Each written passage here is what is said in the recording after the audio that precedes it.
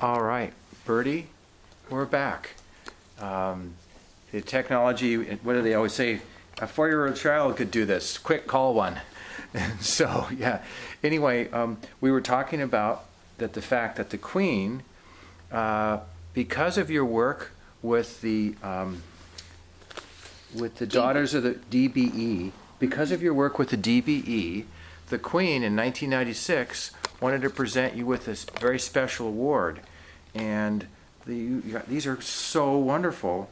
And you actually have two of them. I'm going to show them for the camera in a little bit. The little one is the one you wear. Right. Whoops, Jeffrey. Darlene, if you could hold these for me, I'm going to show both of them on that. And this is the little one. So Darlene, if you could kind of just, and then I'll just kind of go like that. There's that one.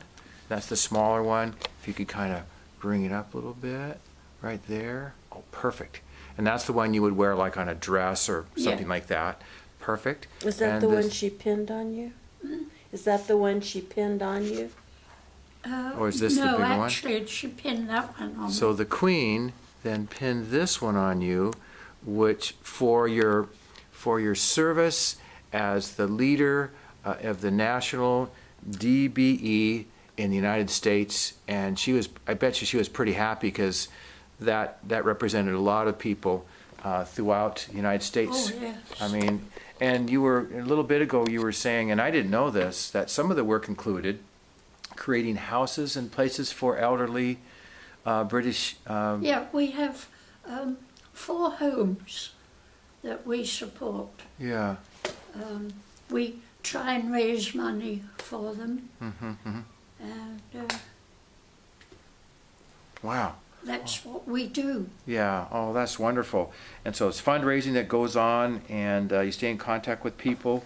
I'm in a, and like I said, I showed the picture with the Queen presenting you that award in 1996, which is just so special.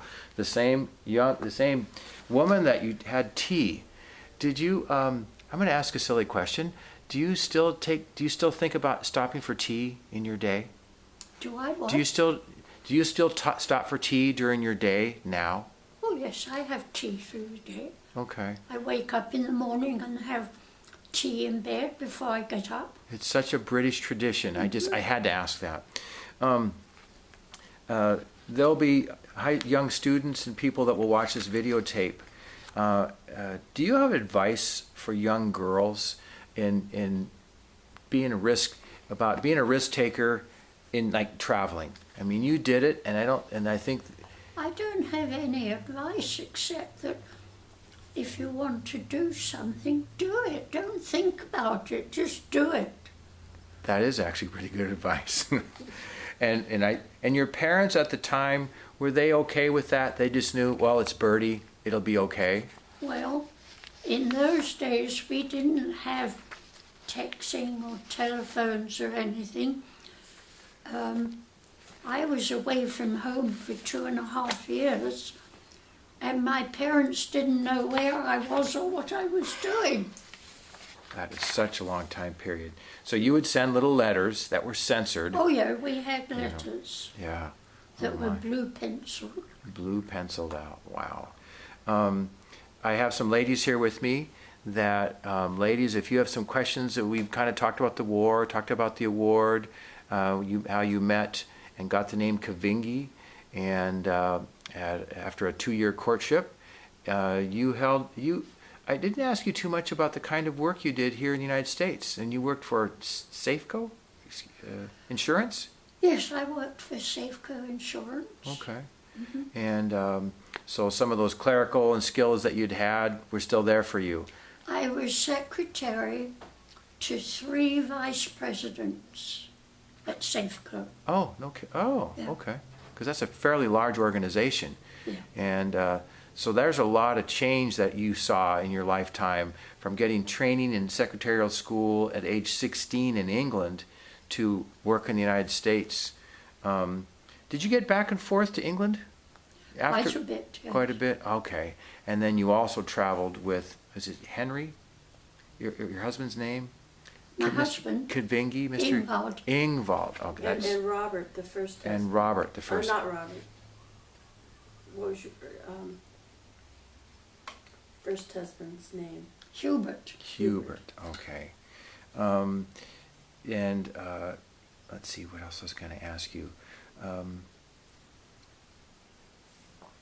In your work, what caused you to be interested in the Edmonds Museum? I sat next to you one evening, and I thought, well, this is a lovely woman with this British accent. Who are you? Christine Sellers. Yes. Got me interested in the museum.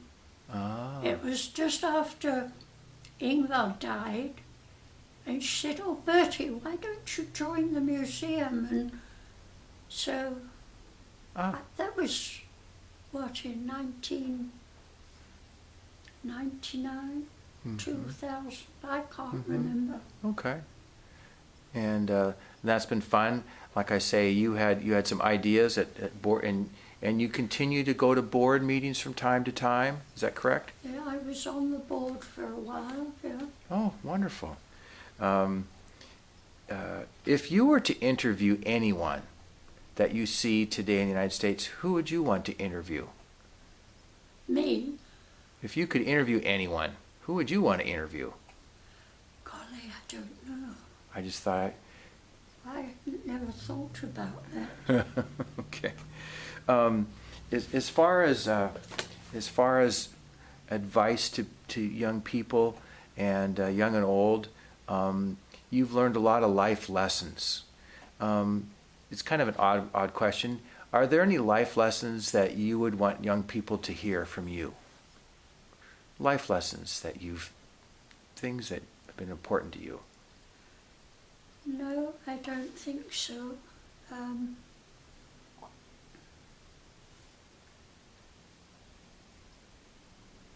Just meet everything head on and cope one step at a time, I suppose. That's good. That's totally cool. That is so Bertie. Ladies, we've got a couple more minutes here. And do you have any questions for Bertie as part of our Chapter 2 of the Edmonds Museum Oral History Project? Any questions for Bertie? Bertie, what other things were you involved with on the museum? You were on the board, but you've been pretty active with other things in the museum. Oh, golly, I don't know. I was a docent for a while. I didn't like that very much. Shouldn't say that. It's too late. Too late. What about your Saturdays? I loved the Saturday Summer Market. Mm-hmm. She plans to do it again this summer. So you're going to be a docent once again at the market, No. she's or on at the in the market museum, or? In the museum booth at the Summer Market. Okay, very cool. I was there every Saturday last year. I hope to be there every Saturday this year. Wonderful. Oh, I that's hope. You like being around a lot of people, don't you? I do. I'm a people person. I can tell. I spend a lot of time on my own. I don't mind my own company, but I do like people. Yeah, I can see people are you're kind of a magnet to people anyway, I can tell. Oh, boy. I mean, you are. I mean, I can see.